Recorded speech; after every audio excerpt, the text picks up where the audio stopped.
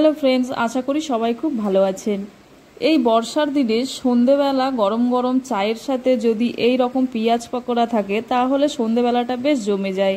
আজকে তৈরি করব পেঁয়াজ পকোড়া। এতে কোনো সোডা বা চালের গুঁড়ো ব্যবহার করব না। মুচমুচে পেঁয়াজ পকোড়া কিভাবে বানাবেন তা জানতে হলে সম্পূর্ণ ভিডিওটি দেখুন এবং চ্যানেলে নতুন হলে চ্যানেলটিকে সাবস্ক্রাইব করে পাশে থাকুন। চলো তাহলে দেখে নেওয়া যাক আজকের রেসিপি।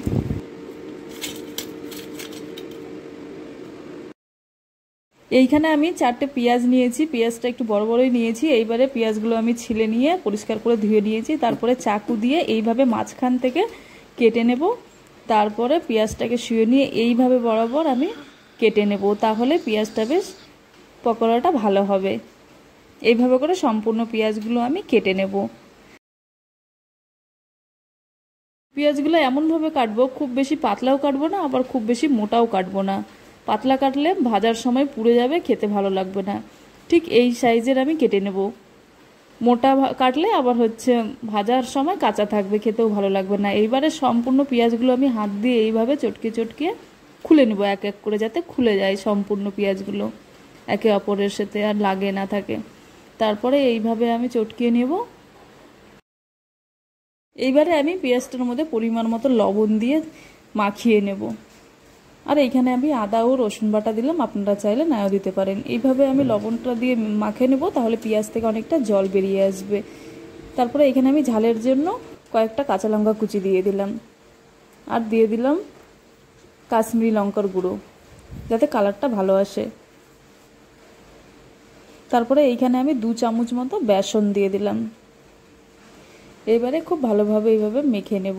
পেঁয়াজটাকে খুব চটকানোর দরকার নেই, চটকে গেলে ভালো লাগবে না। এইবারে খুব বেশি জল দিব না, এইভাবে হাত দিয়ে ছিটা দিয়ে দিয়ে জল দিয়ে মেখে নেব। প্রথমেই আমি একবারে বেশি জল দিব না, তাহলে নরম হয়ে যাবে, ভাজাটা ভালো হবে না। তাই আমি অল্প অল্প করে হাতের ছিটে দিয়ে জল দিয়ে এইভাবে করে মেখে নেব। খুব বেশি চটকানোর দরকারই নেই, আমি বললাম, তাহলে ভাজাটা ভালো হবে না। এই যে আমার মাখানো হয়ে গেছে পেঁয়াজটা।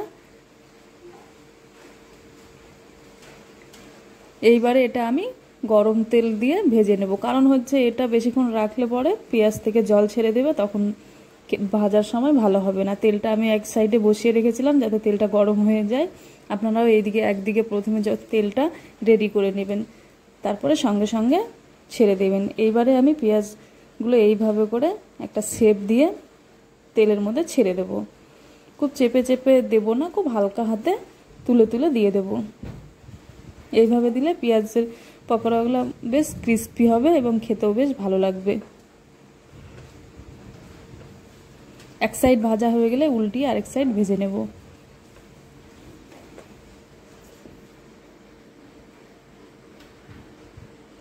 কালারটা চেঞ্জ হয়ে গেলেই আমি তুলে নেব।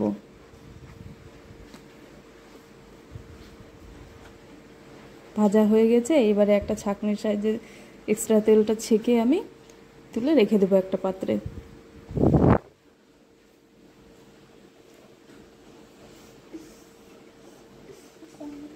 তারপরে গরম গরম চায়ের সঙ্গে সার্ভ করুন, খেতে খুব ভালো লাগবে।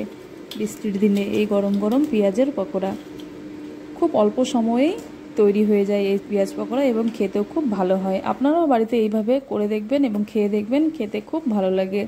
আর আজকের রেসিপিটি যদি ভালো লেগে থাকে তাহলে অবশ্যই লাইক করবে, কমেন্ট করে জানাবে, এবং চ্যানেলে নতুন হলে চ্যানেলটিকে সাবস্ক্রাইব করে পাশে থাকবে। দেখা হবে আবার অন্য কোনো রেসিপির সাথে। ভালো থাকবে।